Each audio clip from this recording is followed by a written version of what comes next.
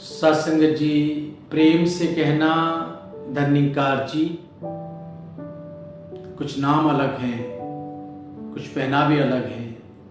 मैंने अपने आप को जातियों में बांट लिया, बाकी सब एक हैं, क्योंकि वसुधा का हर मानव एक ही है, एक प्रभु परमात्मा की ही रचना है। इसलिए तो मनीषियों ने कितने साल पहले ये बात कही, अयम निजय परोवेति गणना लघु चेतसाम उदार चरिता नाम तो वसुधैव कुटुंबकम। ये पूरी वसुधा एक कुटुंब है, एक परिवार है। ये बात हमारे धर्म ग्रंथों में लिखी है, दर्ज की है। लेकिन आज देखने को मिलता है कि जो मेरे अपने ही परिवार हैं, उनमें भी सामंजस्य नहीं, उनमें भी प्रेम नहीं, क्योंकि हम शरीरों के तल पे जी रहे हैं, शरीरों से जुड़ी हुई चीजों को ही सच मान के बैठे हैं। आत्मा की तरफ तो ध्यान ही नहीं जाता।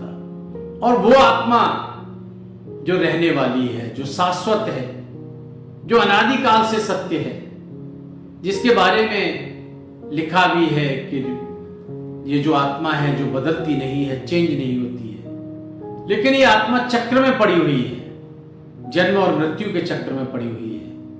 Repeated birth, repeated death, repeated comes in mother's womb. The soul which is ultimate, which is not changeable, is involve in transmigrative process.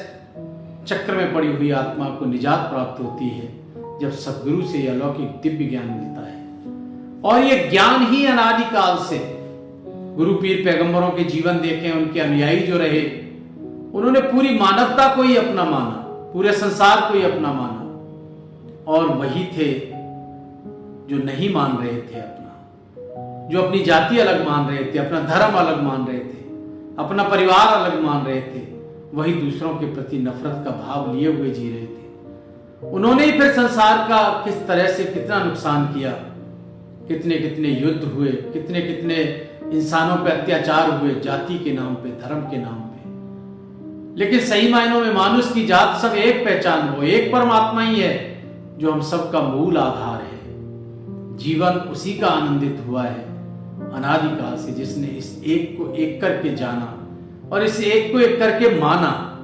तभी उसके जीवन में खुशियां आई, उसके जीवन में आनंद आए, उसका जीवन प्रफुल्लित हुआ।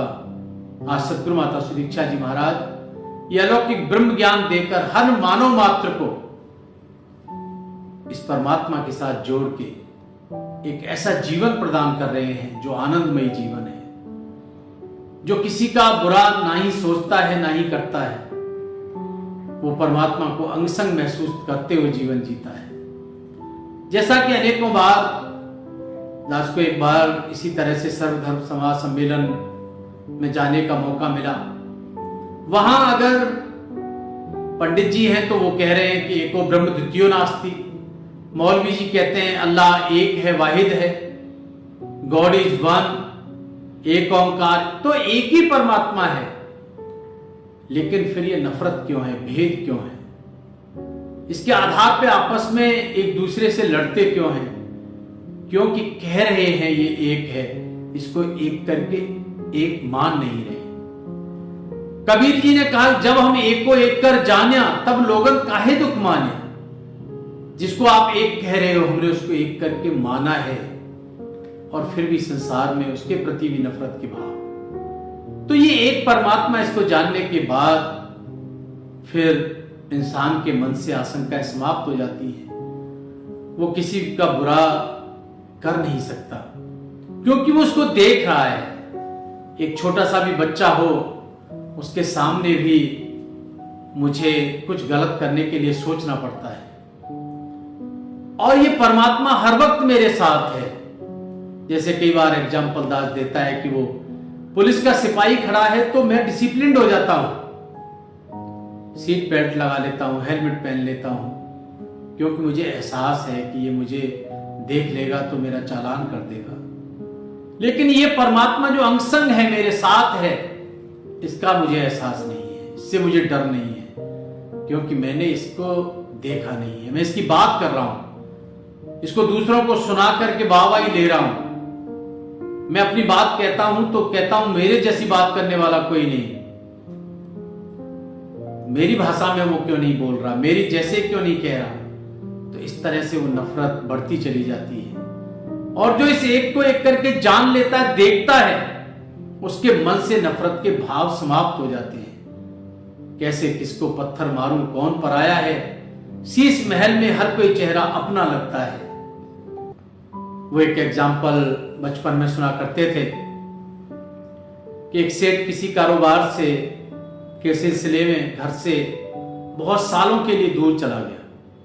बच्चा छोटा था और बहुत साल हो गए, तो बच्चे ने इच्छा जाहिर की कि अगर पिताजी नहीं आ रहे तो मुझे ही ले चलो, मैं उनसे मिलना चाहता हूं। और जब वो नौकर के साथ उसको भेज दिया कि ये है जो पहचान लेगा आपके पिताजी को, तो नौकर के साथ भेज दिया। उधर से उस पिता के मन में भाव आया, बहुत दिन हो गए मैं अपने बच्चों से नहीं मिला, परिवार से नहीं मिला। पुराने वक्त में वो एक सराय में रुके। अब अंधेरा था, रात का वक्त था। सराय के एक कोने में सेठ ठहरा हुआ है और भी और सज्जन है, और वहीं उसी सराय में वो बच्चे को लिए हुए नौकर ठहरा है। अब किसी वजह से ठंड के कारण उस बच्चे को बहुत खांसी आने लगी। वो रात को उसको बुखार हो गया। सेठ को ये बहुत नागवार गुजरा, कौन है जो मुझे नींद ही नहीं लेने दे रहा। उसने उस सराय के जो भी केयर टेकर थे, देखने वाले थे, उनको कुछ पैसे दिए और कहा इसको बाहर करो, ये तो मुझे सोने ही नहीं दे रहा। उसने उस नौकर के साथ उस बच्चे को सराय से बाहर कर दिया कि बाकी लोगों को आपकी वजह से असुविधा हो रही है। जब सवेरा हुआ तो सामने से नौकर को आते हुए देख सेठ ने पूछा कि आप यहाँ क्या कर रहे हो? कहते मैं तो आपकी बेटी को आपसे मिलवाने लाया था। कहाँ है मेरा बेटा? कहते हैं उसकी हालत बहुत बिगड़ गई, हालत बहुत नाजुक है, क्योंकि रात हम जिस सराय में ठहरे थे वहां हमको रात में सराय से निकलवा दिया गया। सेठ सिर पीटने लगा, दुखी होकर कहता है कि मुझे क्या पता था मेरा ही बेटा है। वो तो दुनियावी रिश्ते में उसका बेटा है, लेकिन संसार में कोई भी ऐसा इंसान नहीं जिसके साथ मेरा रिश्ता नहीं है, क्योंकि जो आत्मा मुझ में है वही सामने वाले में है। मुझ में है राम, तुझ में है, सब में ही राम है, कर प्रेम सबसे प्रेम ही ईश्वर का नाम है। सब में ईश्वर है, सब में अल्लाह है, सब में वाहिद खुदा है।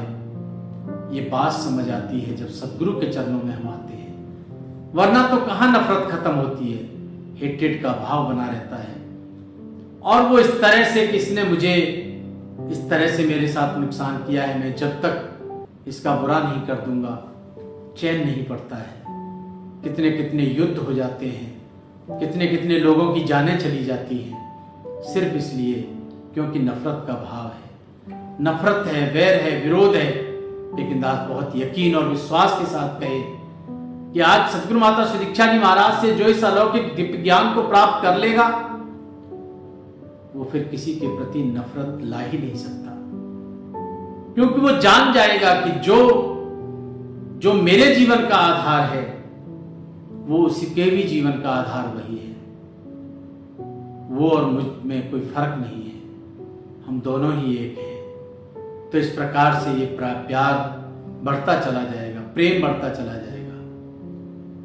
आज जिन के आधार पे हमने धर्म कायम किए हैं, अगर हम उसके अतीत में जाएं तो जब गुरु पीर पैगंबर आए थे तो उनका ये धर्म नहीं था। वो अलग अलग संप्रदाय में जी रहे थे, गुरु ने उनको एक किया, और एक इसलिए किया कि इस एक को जान के एक हो जाओ, सबसे प्यार करो।